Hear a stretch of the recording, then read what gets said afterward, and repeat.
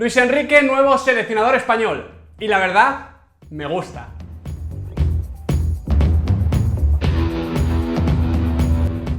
Muy buenas chicos y chicas, ¿qué tal estamos? A eso de las 2 de la tarde se hacía oficial lo que ya parecía un rumor bastante fundado, la contratación de Luis Enrique como nuevo seleccionador español. Y como todo cambio de entrenador, yo creo que hay que analizarlo de forma precavida, analizando y mirando mucho al contexto, mirando con perspectiva lo que ha pasado en los dos últimos años. Es lo que traté de realizar con Julen Lopetegui al ser nombrado nuevo entrenador del Real Madrid, y es lo que voy a tratar con Luis Enrique y España en este nuevo vídeo.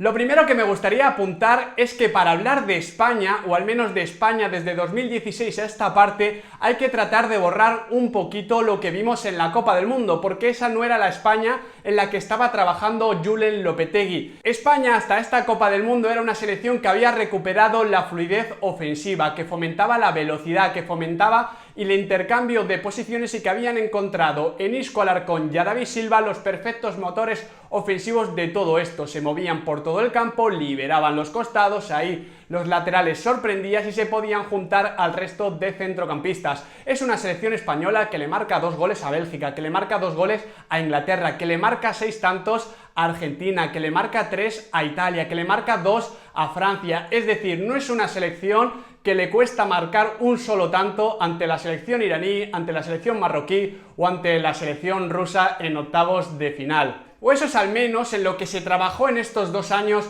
de proyecto. Hubo mucho cambio de sistema, mucha probatura, mucho futbolista nuevo, que revertía sobre todo en recuperar la frescura y la energía que se había perdido desde 2012 hasta 2016. Yo creo que Julen Lopetegui en ese sentido hizo un muy buen trabajo. Lo que pasa es que evidentemente por unos o por otros se quedó a medio camino. Por eso creo que España, con la marcha de Julen Lopetegui, no solo perdió a su líder, como dijo Coque Resurrección al acabar los octavos de final, que evidentemente en el corto plazo, en el Mundial, era algo imprescindible. En un torneo corto, tan competitivo y tan emocional, quedarte sin tu líder es algo que rara vez se puede solventar, rara vez se puede compensar. Pero en el medio y largo plazo perdió al entrenador que estaba reformulando el estilo, que estaba renovando el juego de la selección española sin separarse del camino que había abierto Luis Aragonés, porque para mí esta España 2016-2018 se afianzaba en bastantes conceptos parecidos a los que tomó Luis Aragonés en 2008. España no puede jugar como Bélgica, España no puede jugar como Francia, España tiene lo que tiene la materia prima que produce, que básicamente son centrocampistas con una gran capacidad para leer el juego, para entenderlo y para controlar la pelota. Es verdad que durante un tiempo, hace unos años, parecía que se iba a abrir una nueva vía con futbolistas como Álvaro Morata, como Gerard Deulofeu, como José Rodríguez, pero ninguno ha estado en la convocatoria para este Mundial y la verdad es que tenía todo el sentido del mundo. Dicho esto, creo que ya podemos entrar a analizar quién es Luis Enrique como entrenador, cuál es su filosofía, cuál es su estilo de juego, cuál es su ideario, cómo va a tratar de responder a las preguntas que tiene abierta la selección española, porque más allá de que entre 2016 y 2018, para mí, Julen Lopetegui llevase a cabo o iniciase una reforma muy interesante, muy necesaria y muy lógica, lo que ha pasado en la Copa del Mundo parece que ha devuelto a la selección al punto cero, al punto inicial, a ese punto tras la derrota ante Italia en la Eurocopa de 2016. Luis Enrique es un entrenador caracterizado sobre todo por querer que pasen cosas en sus partidos. Es muy agresivo en sus planteamientos, busca mucho ritmo, busca muchísimo intercambio. Y no solo en el FC Barcelona, donde evidentemente con Leo Messi, con Luis Suárez y con Neymar Jr., a un intercambio de golpes, el FC Barcelona siempre tenías las de ganar. Ya en la Roma, en un equipo que todavía estaba por hacer, que estaba viendo cómo acababa el ciclo de Francesco Totti, Luis Enrique probó cosas muy interesantes en este sentido. Por ejemplo, hubo una disposición en la que abría a los 2 delanteros, es decir, la Roma jugaba con 2 delanteros, pero los abría a las bandas. Uno de ellos, si no me equivoco, era Osvaldo, de hecho estoy seguro que era Osvaldo, el otro ahora mismo no lo recuerdo, y por dentro situaba a Francesco Totti, que hacía de media punta, de falso 9, es decir, adaptaba lo que tenía a la calidad, a la máxima calidad con la que contaba en el plantel, pero también a partir de movimientos muy largos y muy riesgosos, algo que se confirmó, por ejemplo, en el Celta de Vigo. Para mí, lo que hizo en Vigo, lo que hizo en Balaídos, es lo que mejor representa quién es Luis Enrique como entrenador, porque todo lo que hace un entrenador al llegar a un equipo como el FC Barcelona siempre hay que cogerlo con pinzas, por el ideario de juego que trae de sí el club blaugrana y porque tiene a futbolistas con los que el resto de equipos no pueden contar, y eso digamos que cambia un poquito los fundamentos y las estructuras. El caso es que Luis Enrique en Vigo siempre fomentó el intercambio de alturas entre centrocampistas y delanteros, o mejor dicho, entre interiores y extremos.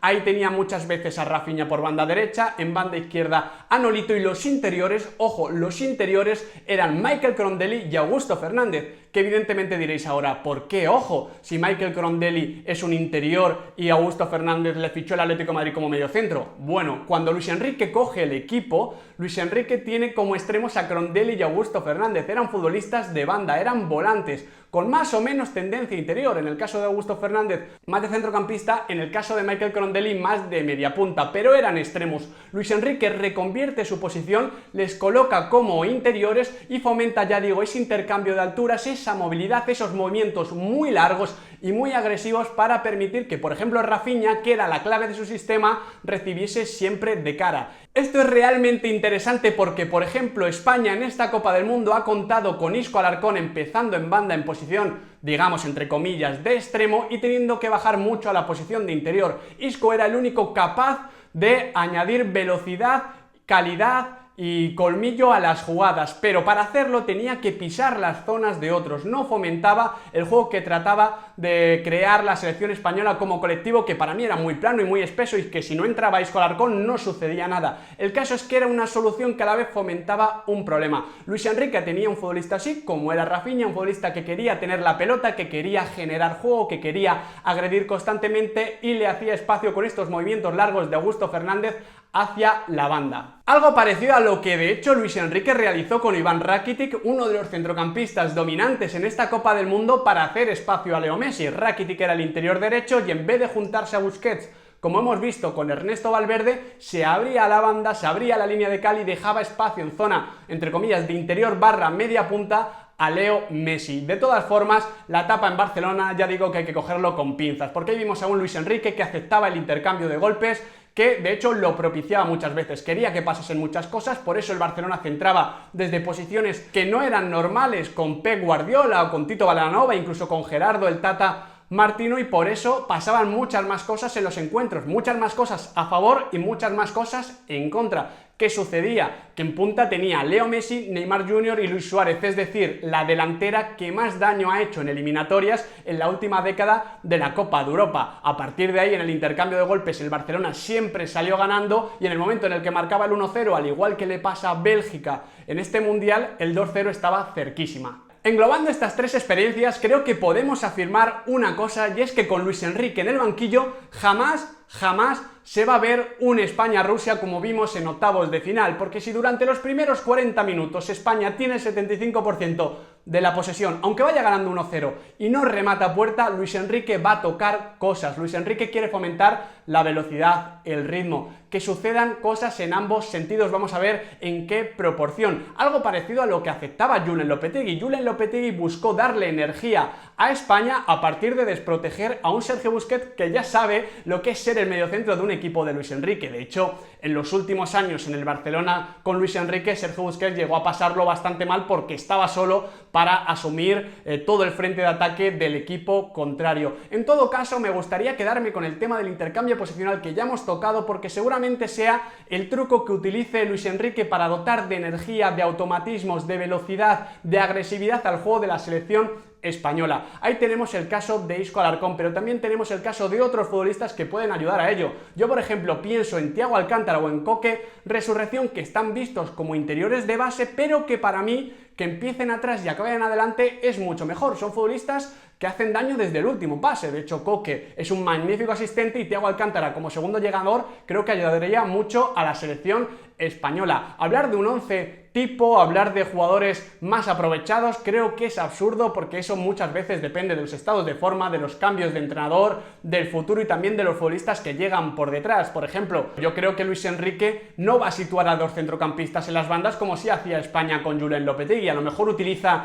a un volante creativo, caso de Isco Alarcón, como ya tuvo a Rafinha, pero en el otro lado me extrañaría que no situase a un futbolista del perfil, por ejemplo, de Marco Asensio o incluso de Yago Aspas. Entonces vamos a esperar para ver qué quiere hacer Luis Enrique con la materia prima que va eligiendo, porque esto no es un equipo, es una selección, no tiene todas las posibilidades a su disposición, y esto me parece muy importante, porque durante las últimas horas hemos estado escuchando y leyendo y hablando sobre cómo mola el estilo de la selección belga, qué atractivo es, qué competitivo es, con Roberto Martínez, que ha sonado también como opción para seleccionador español. También ahora que tenemos a Luis Enrique vamos a pensar en ese Barcelona que golpeaba una vez y te marcaba 2 goles. Pero a ver, para hacer eso tienes que tener a Eden Hazard, a Kevin De Bruyne, a Romelu Lukaku, a Luis Suárez, a Neymar Jr. y a Leo Messi. Tienes que producir estos futbolistas. Y España está produciendo otro tipo porque así lo está trabajando desde la base. En España, Kevin De Bruyne seguramente sería reconvertido antes y no sería catalogado como un delantero. A Eden Hazard se le pediría que soltase antes la pelota para asociarse. Una cosa no es mala